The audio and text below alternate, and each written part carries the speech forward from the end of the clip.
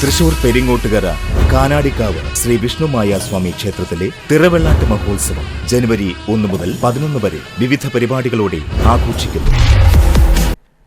തിരുവനന്തപുരത്ത് നടന്ന സംസ്ഥാന സ്കൂൾ കലോത്സവത്തിൽ ഹയർ സെക്കൻഡറി വിഭാഗത്തിൽ നാടക മത്സരത്തിൽ എ ഗ്രേഡും സ്പെഷ്യൽ ജൂറി അവാർഡും കരസ്ഥമാക്കിയ വിഷ്ണുറാം നമ്പീശനെ വസതിയിലെത്തി Peringottukara Nehru study centre and cultural forum അനുമോദിച്ചു.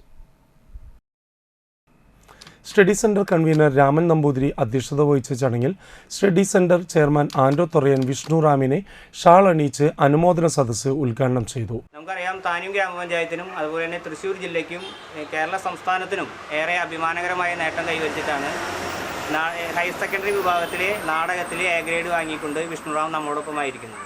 ആദ്യമേ തന്നെ Nehru study centre and cultural ഫോറത്തിൻ്റെ എല്ലാവിധ അഭിനന്ദനങ്ങളും വിഷ്ണുറാമിന് നേരുകയാണ്.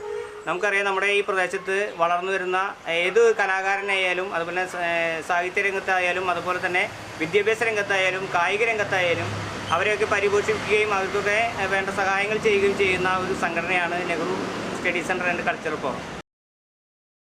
പ്രശസ്ത സിനിമാ താരം വിനീത് തട്ടിൽ ഉപഹാരം കൈമാറി.